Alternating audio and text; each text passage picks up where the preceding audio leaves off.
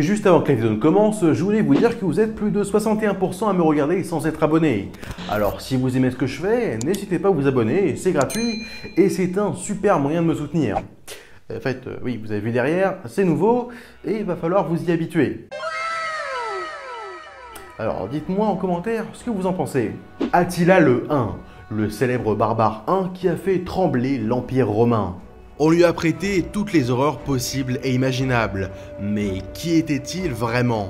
Eh bien vous allez voir que de son enfance chez les Romains jusqu'à sa débâcle au champ catalonique, Attila était en fait bien différent de l'image que l'on s'est faite de lui. Alors, grand stratège, l'un des plus grands conquérants de l'histoire, ou bien sauvage sanguinaire, responsable à lui seul de la fin de l'Empire romain d'Occident?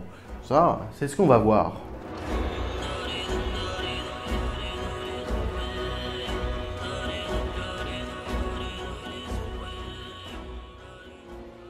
On ignore exactement la date de naissance d'Attila, mais on la place généralement autour de 395 après Jésus-Christ, mais certains la placent un peu plus tard, dans les années 400. Fils du roi Munzuk, le jeune Attila est à Hun, un peuple nomade venu d'Asie centrale apparu vers 375, et qui s'est étendu à son apogée de l'Asie mineure jusqu'aux confins de l'Occident.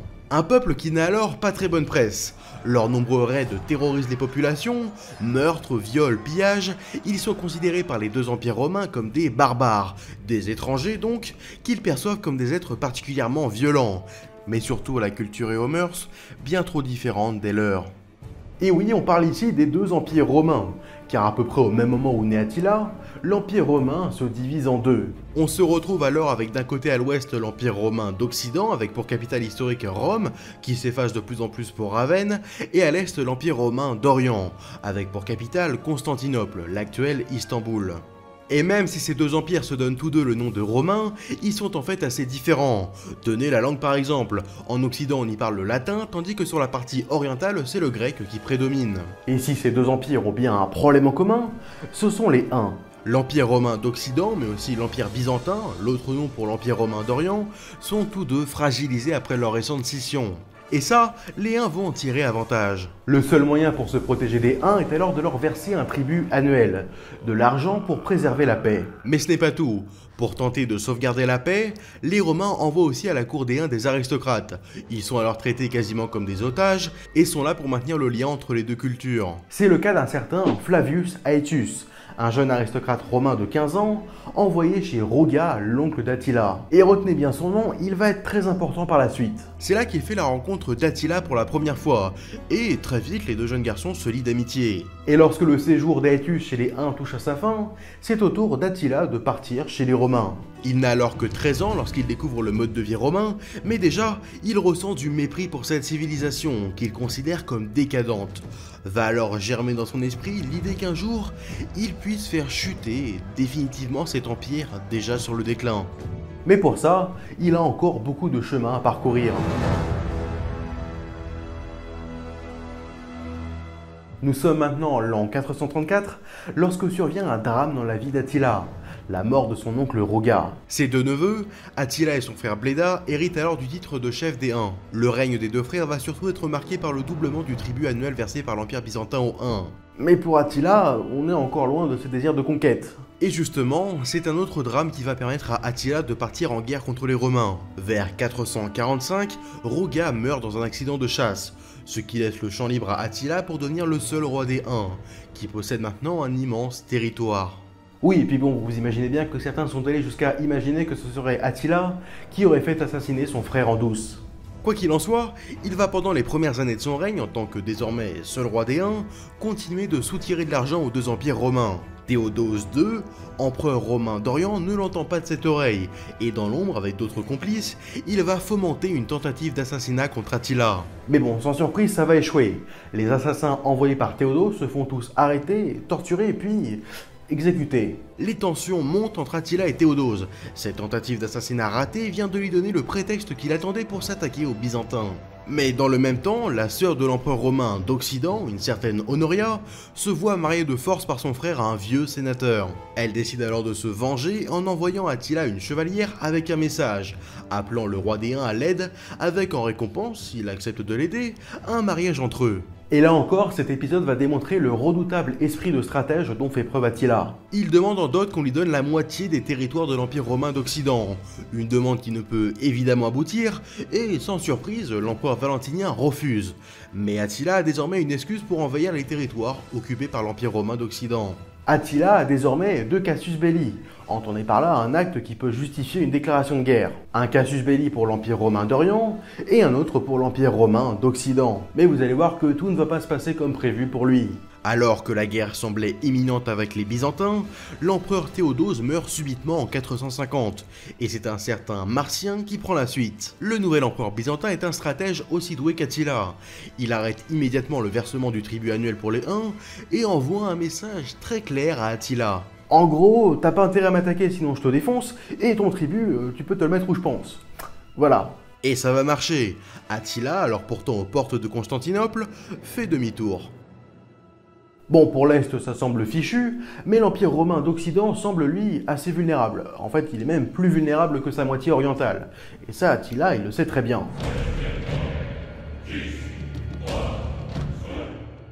Décidé à s'attaquer à l'Empire, Attila lance au printemps 451 une grande campagne militaire. Et il sait que le meilleur moyen de s'attaquer à l'Empire, c'est de s'en prendre directement à ses ressources. Il ne va donc pas s'attaquer directement au cœur de l'Empire, mais va plutôt passer par le nord et s'attaquer à la Gaule. Il met alors en place une gigantesque caravane jusqu'à la Gaule, comprenant ses guerriers qui emmènent avec eux femmes et enfants. L'armée d'Attila déferle alors sur le nord de la Gaule, ravageant et pillant des villes comme Trèves, Metz, Strasbourg ou encore Reims. Les rumeurs de pillage et de massacres arrivent jusqu'à Ravenne, où on commence pour la première fois à prendre la menace d'Attila au sérieux. Ah bah ouais, jusque là on se dit, bon c'est un barbare comme un autre, et puis il est loin, et puis d'un coup, ah merde, il est chez nous. On va alors nommer pour repousser Attila le seul homme qui le connaît bien, et qui a tenté longtemps à l'avance d'avertir sur sa dangerosité, son vieil ami Flavius Aetius. C'est au même moment qu'Attila assiège Paris, enfin Lutèce à l'époque, et c'est aussi à ce moment-là que va se jouer un événement quasi mystique. On raconte qu'une certaine Geneviève, une aristocrate gallo-romaine par la suite canonisée Sainte Geneviève de Paris, aurait, seulement par la prière, repoussé l'armée d'Attila. Bon, évidemment c'est une légende, mais depuis, Sainte Geneviève est restée la sainte patronne de la ville de Paris, du diocèse de Nanterre et même des gendarmes. En réalité, les habitants de Lutèce étaient barricadés sur l'île de la Cité. La ville était alors entourée de marécages, compliqué à traverser lorsque son armée est composée de cavaliers. Et puis de toute façon, Lutèce était considérée comme une ville mineure par les Huns. Attila décide donc d'abandonner le siège et préfère mener ses troupes vers le sud. Attila obtient à ce moment une sinistre réputation. On parle d'un tueur sanguinaire détruisant tout sur son passage. Une image de lui évidemment réductrice qui perdurera pendant des siècles. Par exemple, on lui a prêté la célèbre phrase « Là où passe mon cheval, l'herbe ne repousse pas », alors que c'est très certainement une invention. Attila a maintenant conquis une partie de la Gaule, et les populations fuient à l'approche de son armée. Pourtant, son projet de mettre à sac Rome, comme à l'époque des premières invasions barbares, va prendre du plomb dans l'aile.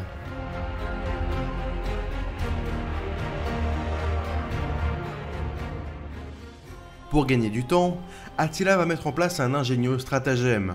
Au sud l'attendent les Visigoths, avec à leur tête Théodoric II, roi des Visigoths, un peuple d'origine germanique qui a migré, et qui peuple à l'époque d'Attila une grande partie du sud de la France et presque l'entièreté de l'Espagne et du Portugal actuel.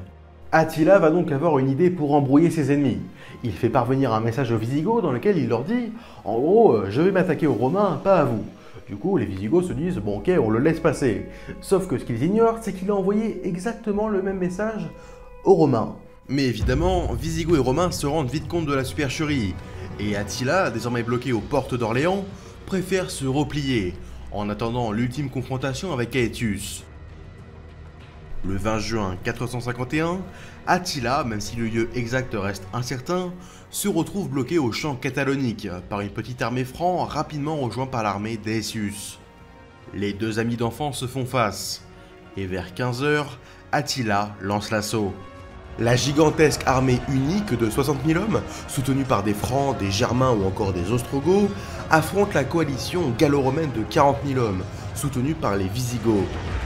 La bataille dure jusqu'à la tombée de la nuit, et les Huns sont alors sur le point d'être défaits lorsqu'Attila sonne la retraite.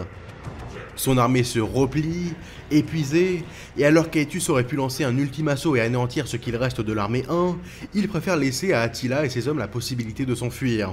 Même si on peut penser qu'il fait ce choix par clémence envers son vieil ami, c'est en fait un geste politique que fait Aetius. Il est tout aussi ambitieux qu'Attila et convoite le pouvoir, alors il se dit que laisser Attila en vie et ainsi laisser planer la menace des Huns au-dessus de l'Empire, ça le fera devenir indispensable pour sa protection.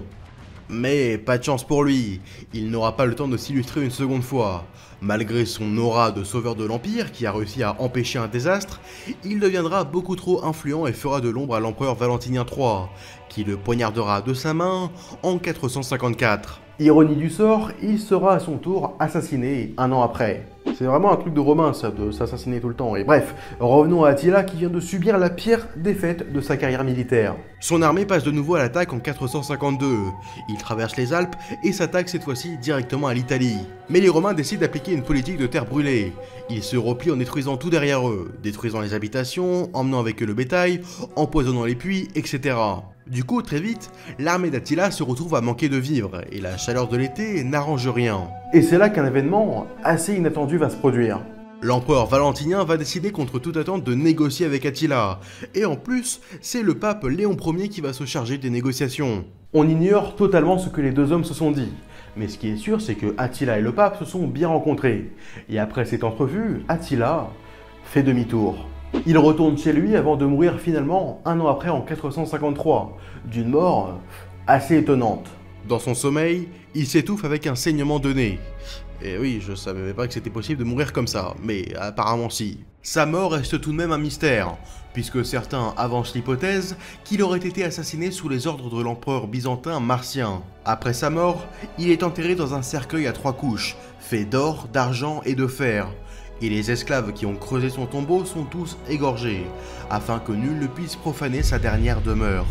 Et encore aujourd'hui, on ignore précisément où est enterré Attila.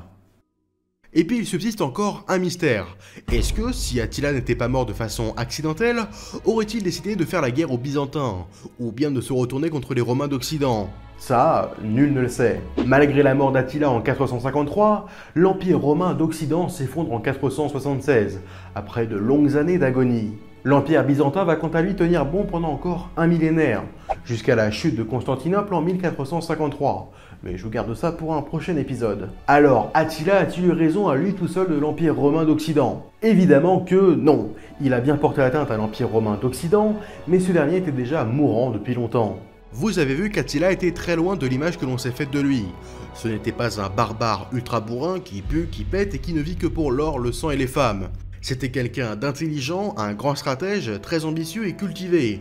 Il parlait, en plus de sa langue natale, le latin et le grec. Tout cela vient en réalité du mauvais souvenir qu'il a laissé aux habitants des Gaules, qui forgeront l'image du monstre que l'on connaît aujourd'hui, mais aussi les chroniqueurs chrétiens du Moyen-Âge qui nommeront Attila le fléau de Dieu. Et comme bien souvent, la vision que l'on a d'un personnage historique varie beaucoup selon les pays. Par exemple en Hongrie, là où est né Attila, il est vu comme un héros national, et même pas mal d'hommes portent encore le nom d'Attila. Alors que chez nous, il est vu comme un taré sanguinaire. Mais du coup, est-ce que plus généralement, les invasions barbares ont-elles eu raison de l'Empire romain d'Occident? Là encore, la question est complexe et pas facile à résumer en quelques phrases. Mais grossièrement, pas vraiment. Ce que l'on a appelé les invasions barbares n'ont pas fait chuter l'Empire romain, du moins pas directement. Les causes de cette chute sont multiples. On peut par exemple évoquer l'arrêt des conquêtes qui ont pourtant permis à l'Empire de connaître son apogée, la fin de la Pax Romana, mais en bref, les invasions barbares comme on se l'imagine, avec des grandes razzias et des invasions brutales, ont bien eu lieu, mais restaient minoritaires, comme le sac de Rome par les Vandales en 455, et sont plutôt les conséquences que les causes de la disparition de l'Empire romain. Par exemple, les empereurs qui se succèdent à une vitesse folle et qui finissent pour la plupart assassinés sont le signe du chaos ambiant dans la vie politique romaine. Les invasions barbares, comme on les a appelées, sont en fait des mouvements de population, des migrations, qui sont en partie dus à des peuples comme les Huns qui ont chamboulé l'Europe entière. On se retrouve avec des peuples dits barbares qui fuient d'autres barbares, des Romains qui s'imprègnent de culture barbare, ou même des barbares qui s'imprègnent de la culture romaine. C'est davantage un changement qui s'est opéré sur plusieurs siècles, avec des acteurs multiples et aux enjeux complexes, qui mériteraient d'ailleurs une vidéo entière, qui ont eu raison du vieil empire romain. Bref, on était alors bien loin du supposé choc des civilisations qu'on nous a vendu pendant longtemps. Merci d'avoir regardé cette vidéo, j'espère qu'elle vous a plu. Dites-moi vraiment ce que vous en pensez, parce qu'il y a peut-être des trucs qui vont évoluer. Pensez à mettre un like, un commentaire, à me soutenir sur YouTube ou en souscrivant à la chaîne, le Twitter, l'Instagram. Et moi, je vous donne rendez-vous dans de prochains épisodes.